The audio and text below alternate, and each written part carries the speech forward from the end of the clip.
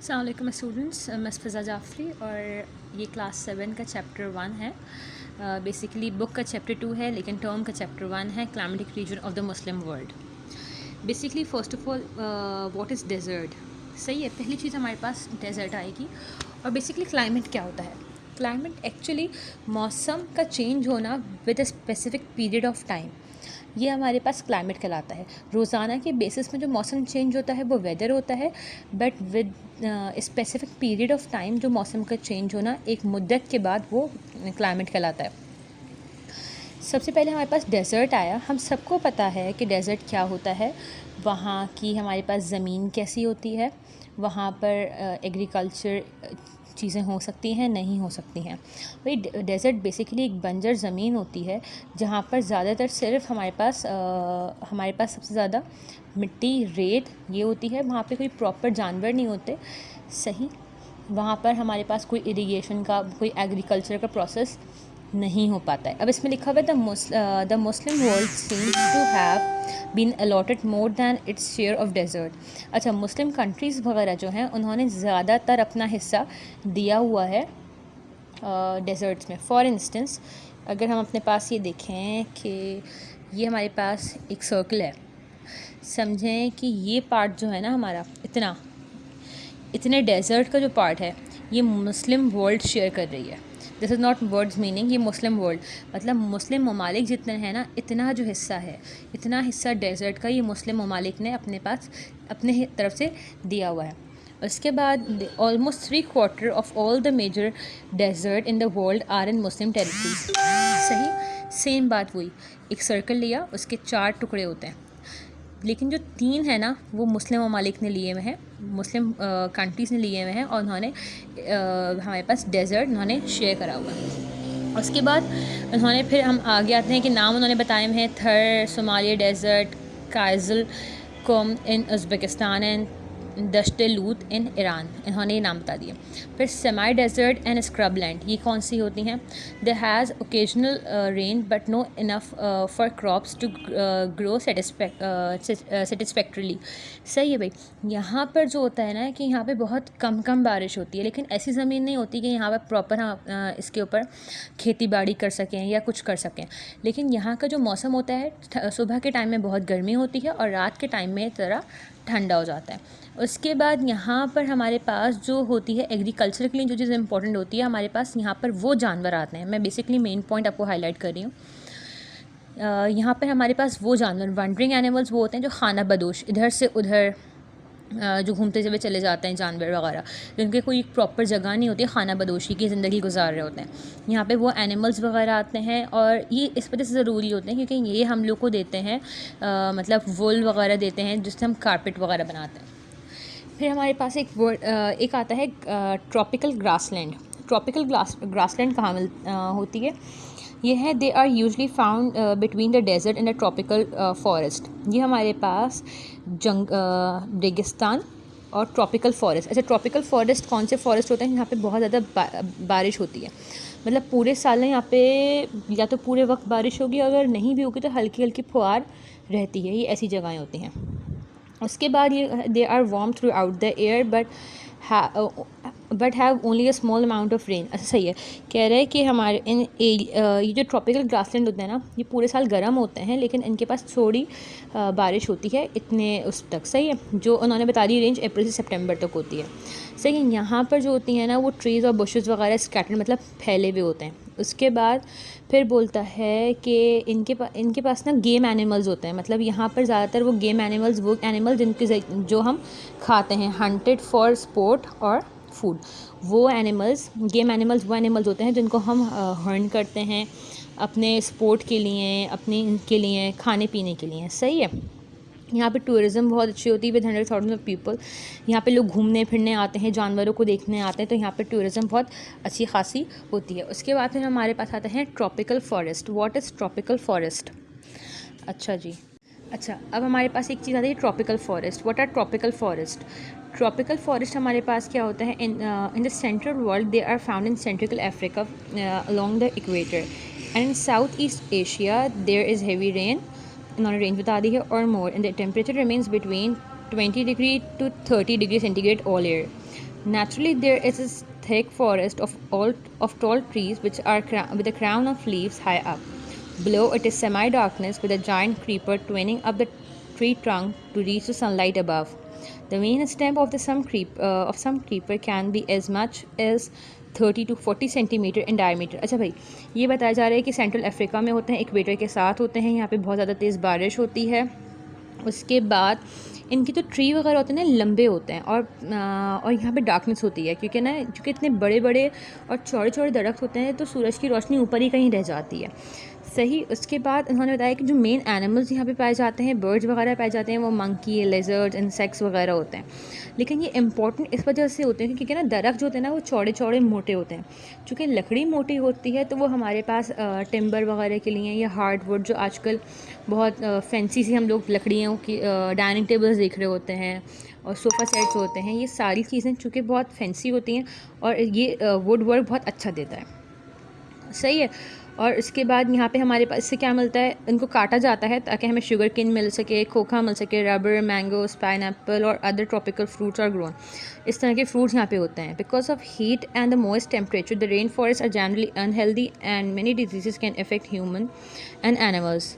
अच्छा देखो भाई, यहाँ पर ना गर्मी बहुत होती है और बहुत अजीब सा टेम्परेचर मतलब मौसम होता है, यहाँ का अजीब सा एक वेदर होता है, एटमॉस्फेयर होता है। तो वहाँ लोगों के लिए और जानवरों के लिए अनहेल्दी होता है क्योंकि वो मलेरिया कुछ इस तरह की बीमारी को किसी जानवर ने काट लिया, किसी कीड़े ने काट लिया, तो वो आप लोगों के लिए जानलेवा भी साबित हो सकता है। ठीक है। For fishing animals although in the Muslim world the great Amazon forest in South Africa is believed in supply of half the world atmosphere of। सही है। उन्होंने बताया है कि अमेज़न फॉरेस्ट जो है साउथ अफ्रीका में वो आधी से ज़्यादा दुनिया को के एटमॉस्फेयर में ऑक्सीजन सप्लाई करे। बेसिकली ये हमारे लिए एक तरीके से यूज़फुल भी है और समहाउ ये हमारे लिए भी डिसएडवांटेजेस डीमेरिट्स भी हमारे लिए कॉज कर रहा है। सही।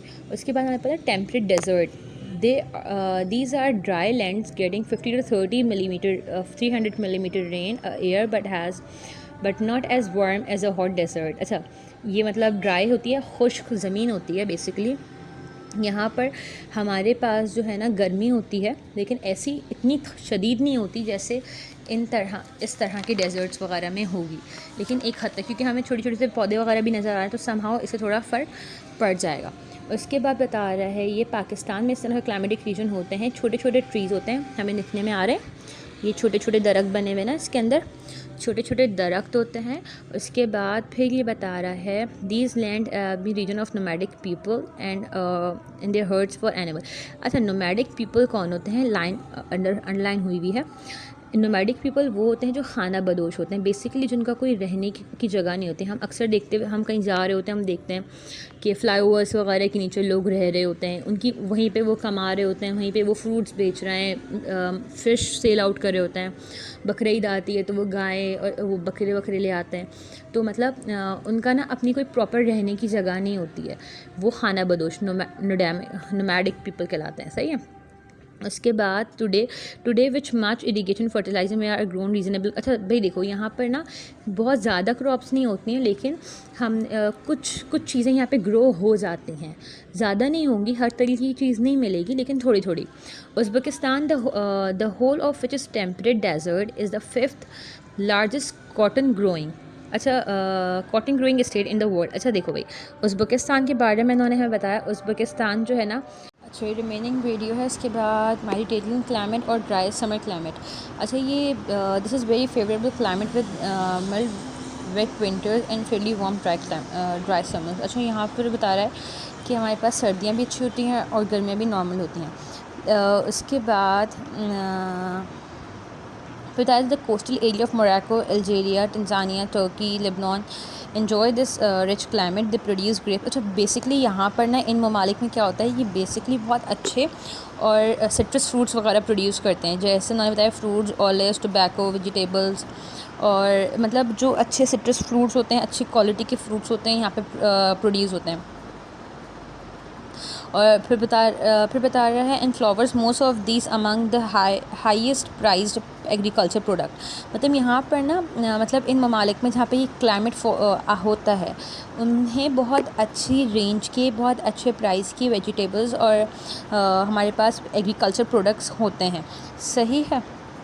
उसके बाद बोलते हैं many of this specially vegetable and flowers are also flown to the rich market of northern Europe.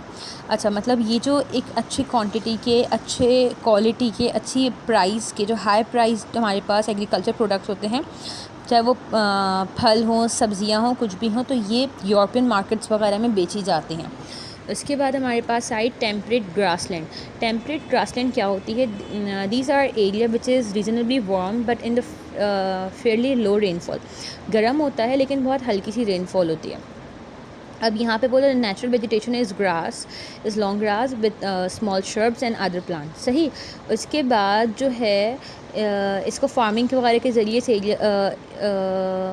इनको वो करा जाता है। उसके बाद यहाँ पे सीरियल्स वगैरह होते हैं, क्रॉप्स होते हैं, वीट होती है, बार्ली यहाँ पे होती है।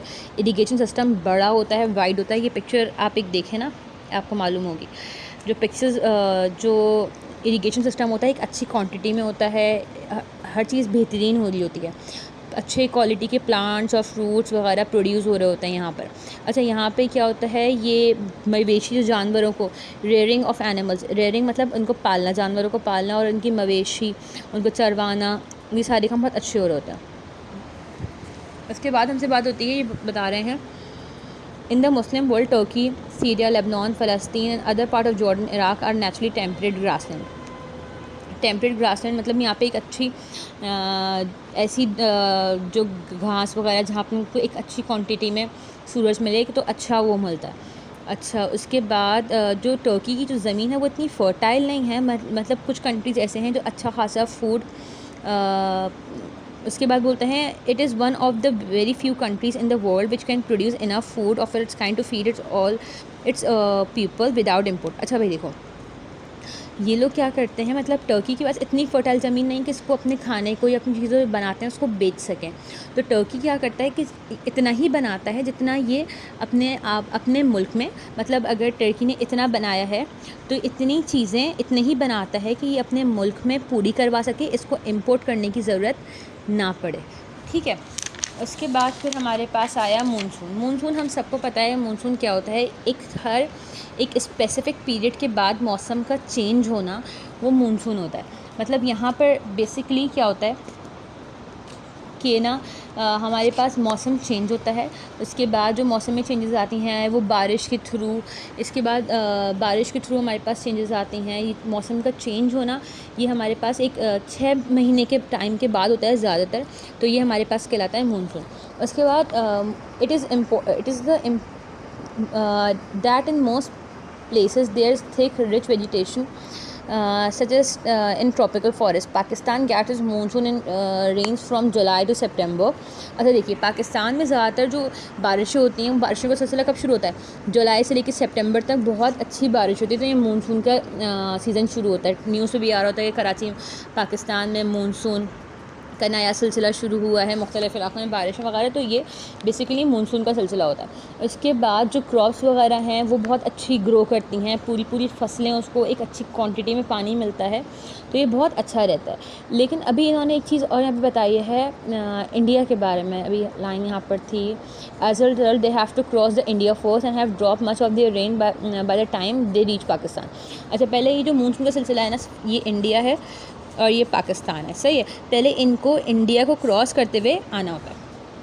उसके बाद on the other hand in much of Malaysia and Indonesia both northerly and southerly monsoons come across the ocean so the countries get rain throughout the year. अच्छा भाई देखो, हमारे पास ना इंडोनेशिया, मलेशिया में नॉर्थ से भी आ रही होती हैं और साउथ से भी, हर लिहाज से आ रही होती है, तो उनके पास पूरे साल ही बारिशों का सिलसिला माशाल्लाह से चलता रहता है। उसके बाद पाकिस्तान में जो है ना, वो दिसंबर से मार्च में भी हल्की हल्की कभी फुहार हो गई, कहीं तेज़ हो गई, कहीं हुई, कहीं नहीं हुई, तो ये चलता रहता है हल्का हल्का सिलसिला बारिशों का। These are called westerly depression and they do bring a little rain. अच्छा भाई, ये जो बताया ना मैंने आपको कि हल्का हल्की सी बारिश हो रही होती है दिसंबर से मार्च में, तो ये कहलाता है वेस्टर्ली डिप्रेशंस। तो इसमें हल्की हल्की सी बारिश हो रही होती है, ज़्यादा नहीं होती है। Most of their moisture during their long journey across Iran and Afghanistan. सही। तो ज़्यादातर जो बारिशें वगैरह का सिलसिला होता है हमारे पास जुलाई से सितंबर तक होता है, अच्छी रेंज में बारिश होती है। लेकिन दिसंबर से मार्च में भी ना एक मुद्दत होती है, थोड़ी सी बारिश हो जाती है, कभी बहुत तेज़, कभी नॉर्मल। सही। और उसके बाद ये जो पूरा एरिया कहलाता है जिस दिसंबर से मार्च तक बारिश होगा वो वेस्टर्ली डिप्रेशंस कहलाता है। ठीक है बेटा, ये चैप्टर हमारे पास यहीं पर एंड होता है। Thank you so much.